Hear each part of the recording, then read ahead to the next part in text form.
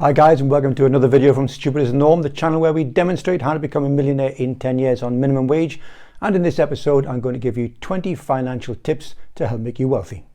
Right, well, these financial tips are coming in no particular order other than the first three. And that's because the first one is you need a goal. How can you possibly get somewhere if you don't know where it is you want to be? One of my favorite Disney movies is Alice in Wonderland, and Alice gets to a fork in the road and the Cheshire Cat is sat on top of the signpost, and she says, "Which way do I go?"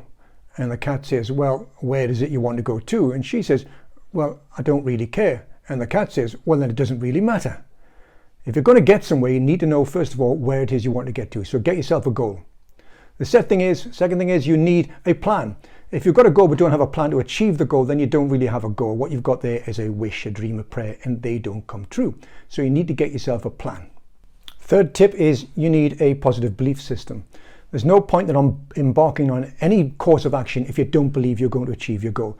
So self-belief is essential. And that's one of the reasons I'm doing what I'm doing here, is that by recording the videos, recording my journey, I can prove to you that a guy on minimum wage can become a millionaire, and so can you.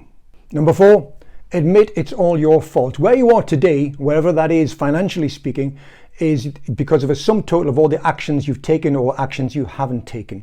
So you have to admit that it's your fault, and the good thing is that means it's your responsibility to get yourself out this mess. Start taking responsibility. Tip number 5, watch who you mix with. You become like the people you mix with. So look out for those people in the crowd who are bringing you down. Or even if they're on the same level of you, if everybody you meet or work with or mix with is on the same level of you, then nobody has the solution as to how to get out of your situation. So you need to be mixing with people who are further down the road with you, who are more advanced than you, and give you the advice and the fast track to get from where you are now to where you want to be. Remember, if you run with cripples, you'll learn how to limp. Tip number 7, if you're buying stuff on credit, it means you can't afford it. Buy now, pay later means broke now, broke even more later. Stop buying it. Tip number 8, it's actions and not words that change things. Thinking about something, planning about something, preparing to do something doesn't do squat. You have to take action. Take action now. Tip number 9, stop complaining about your present situation. It brings you down, and don't share it with other people. Don't share your problems with other people, because 90% of them don't care, and the other 10% are glad you've got the problems in the first place. So don't do it. Tip number 10, don't live for today. I hear it so often. What you doing all this Perry for? What you doing the investing, the saving? You could be dead tomorrow. Whilst that may be true, the only way you're going to win the argument is if you actually die tomorrow. And if you don't die tomorrow, you've not only lost the argument, but you're skintier than you were yesterday. So what's the point? Do not live for today. The reality is, aside from the sad few individuals who do die young, the rest of us, the vast majority, are going to live well into their 80s and 90s. So do not live for today. Be prepared. Tip number 11. If I could sum up in one sentence the route to wealth, it's this: spend less than you earn and invest the balance long term. That's it. Tip number 12. The only difference between the rich and the poor is that the rich own assets that grow in value and also kick out income, and the poor don't. So what you need to do is buy more assets that grow in value and produce income. They are typically stocks and shares and property. Tip number 13. In the financial realm, there are 3 types of people. The first group are producers. They make things that the rest of the people buy.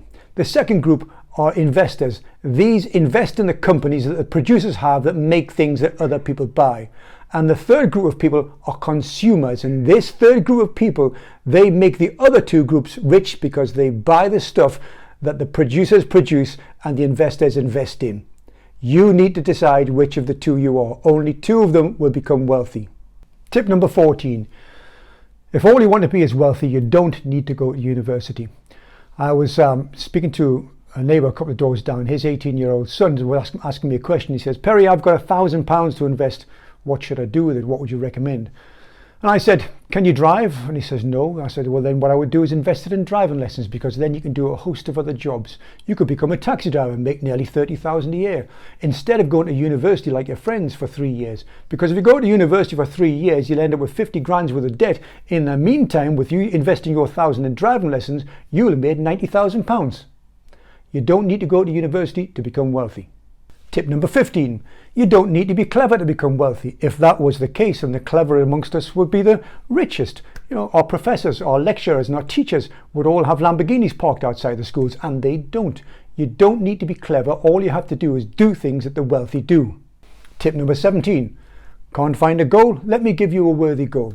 Your goal is to live the lifestyle you desire and have it paid for by someone else. And you do that by investing in things that grow in value and produce an income.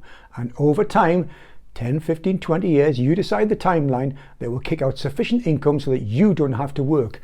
You don't have to work. Someone else has had to work for that money, not yourself. Have the lifestyle you desire paid for by someone else. Tip number 18. Lacking in motivation? Well, consider this. In 20 years' time, you will be saying to yourself, I wish I'd done something about this 20 years ago because I ought to be much further ahead than I am now. Well, now is that day. Take action today. Tip number 19, be constantly restructuring your finance in order to get the cheapest interest rate. If you currently have credit cards and you're paying 20-25% on them, then consider moving them to a personal loan where you'll be paying about 8%. That will do a number of things. Primarily, it will reduce the amount of interest you're paying, therefore free up more money to invest. And it also gives you a finite time because the loan will have a finite lifespan on it, 5 years, 10 years, whatever you set it at, whereas a credit card you can continue to pay forever. If you have a mortgage and it's due for renewal, that is to say it's coming off the discount rate and moving on to the standard variable rate, consider if you have a personal loan, putting that personal loan on the mortgage because you'll get an even lower interest rate. Constantly look at your finance, be it personal or on property or investment properties, to look for the best deal, thereby saving you money and creating more profit. And tip number 20 was saving the best to last. Thank you for sticking to the end, and it's this. Don't waste your money buying tickets to watch Sunderland because they're shite. Don't be stupid and don't be normal, guys.